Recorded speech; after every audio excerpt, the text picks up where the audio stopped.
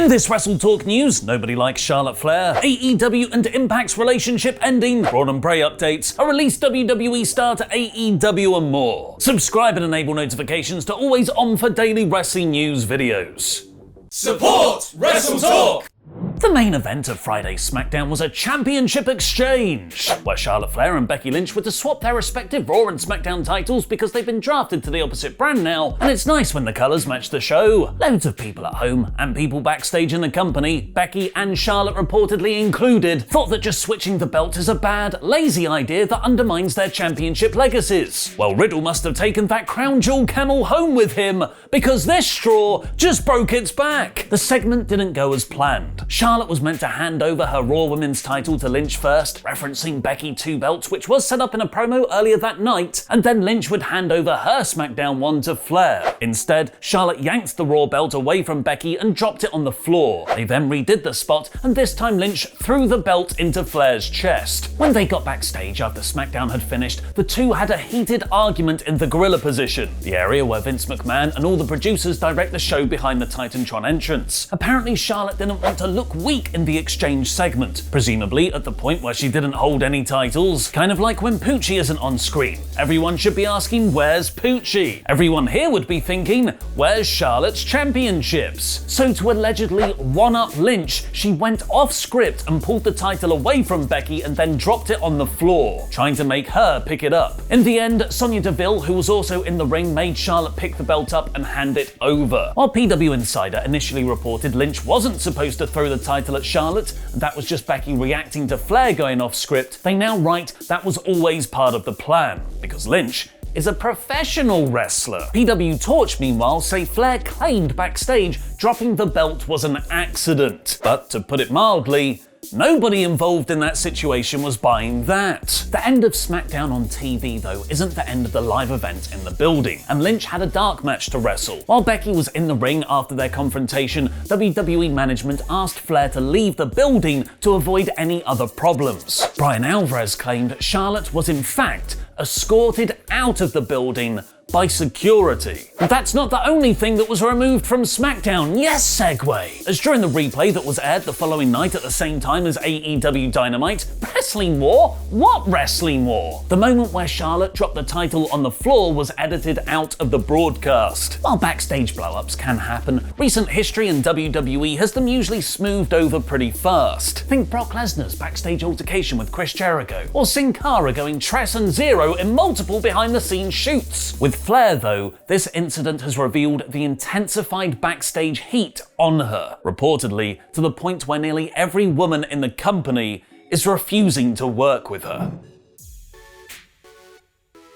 There is reportedly no heat on Lynch for all of this, as she stuck to the script and never got physical with Charlotte backstage. She was just seen as someone who was sticking up for themselves. Flair, meanwhile, has significant heat on her for disrespecting Lynch and also for undermining the build to Charlotte versus Sasha Banks, who had a brawl after the title exchange. Apparently, this tension between Lynch and Flair goes back several years to when Becky called her plastic in a promo, which Charlotte didn't like. People have pointed to this tweet from December 2018 from Becky as the example. Charlotte calling me out on TV and online for missing time. Again, the man will just provide the truth in the face of lies, including a picture comparing Becky missing SmackDown when Nia Jax concussed her before Survivor Series to Charlotte missing a month of TV for something she can't remember, with the picture focused in on Flair's, enhanced breasticles. But the issues seem to go far beyond just Becky and Charlotte. It extends to Charlotte and pretty much everyone else in the company, as Wade Keller has reported on PW Torch VIP. From what I'm told from people behind the scenes is that none of the women want to work with her, like not in the ring, in a match, not on the mic. This ties into what a creative team member told Ringside News last week, who complained about Raw getting Becky in the draft, who everyone likes, and SmackDown getting Flair, who nobody wants. Keller has explained he isn't just talking to anti-Charlotte people either, saying these stories are agenda-free and that nobody is defending Flair in this. Somebody in so many words said Becky is a hero to the locker room for calling out Charlotte and not letting her get away with what she does. Charlotte has apparently built a reputation for being difficult and constantly concerned that she's not getting the respect that someone of her stature and accomplishment deserves, aka working yourself into a shoot, sister. This has led Flair to isolate herself from the rest of the locker room, hardly interacting backstage with the rest of the roster, and that there's people who used to like Charlotte that don't even recognize her anymore. And that someone even includes Vince McMahon, with TalkSport reporting the WWE chairman was upset with Flair when she left gorilla position after the Lynch argument without talking to him first. Keller added finally that Charlotte feels she can get away with this behavior because there is currently not enough depth on the roster for WWE to punish her with a suspension. And that's kind of the truth, isn't it? Fox specifically requested for Flair to be drafted to SmackDown for added star power. WWE need ratings, and there's always the threat of talent leaving for AEW, which her fiancé Andrade is actively lobbying for her to join, tweeting out a seemingly supporting "F you WWE" when Friday's news broke. One of the Wrestling Observer's sources said it's a tricky situation, as it is very difficult to discipline her with all these factors. But despite all of this, kind of like whenever I see a load of people pile onto one specific person, I feel a degree of sympathy for Charlotte. Maybe it's not fair to Flair. Flair has not had a good year, on screen or behind the scenes. She started 2021 in a feud with her dad, who was kayfabe banging Lacey Evans. Ric Flair has since said Charlotte was very unhappy with the creative, which I don't think any of us would argue with. In fact, Flair's booking for the last few years has been consistently awful. Then in February, she was taken off TV. Andrade later revealed this was because WWE doctors incorrectly thought she was pregnant, meaning she missed the company's biggest show of the year and triumphant return in front of fans, WrestleMania 37. He also alleged that one of her colleagues took a photo of her when she was changing, a very serious accusation, and that there is a lot of jealousy towards her backstage. On top of this, Andrade, her fiance, was released in March, and her father was fired in August, reportedly for trying to help improve the terrible storyline she's given. Later that month came the breakdown of her match against Nia Jax, where Flair was unprofessional yet again, but some blame must be placed on Jax's unsafe work.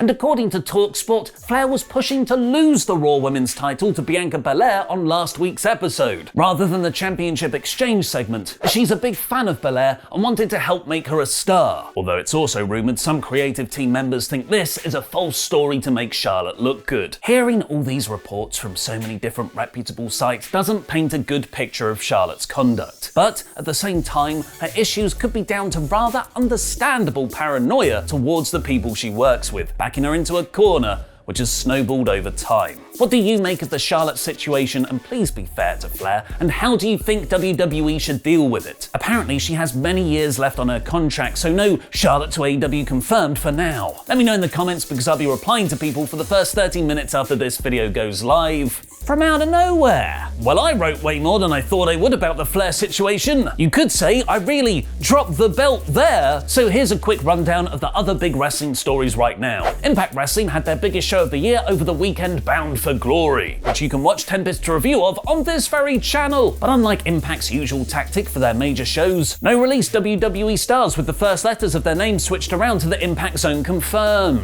Fightful Select notes that Adam Scherr, the former Braun Strowman, didn't get a contract agreed in time, and Bray Wyatt's 90-day non-compete clause doesn't expire until later this week, so he was never a possibility for the show, although Impact are trying to get him. Former NXT North American champion Bronson Reed, though, who was released by WWE in August, was confirmed for the pay-per-view, but his debut was cancelled on the day for unknown reasons. They'll need to bolster their talent soon, as Ringside News is reporting Impact's partnership with AEW, which was launched last December, ended at the Bound for Glory show, with Christian Cage dropping the belt to Josh Alexander, then dropped it to Moose, the poor guy. If true, this would mean the two promotions would no longer share talent like Impact's Good Brothers. At least the door to Japan is still open, as at last night's TV tapings, Murder Grandpa Minoru Suzuki showed up to brawl with Alexander. And after showing up in the crowd on Saturday's Dynamite dressed to impress in a job interview, it worked. as Tony Nese wrestled on yesterday's set of AEW Dark tapings. Happy Halloween, everyone.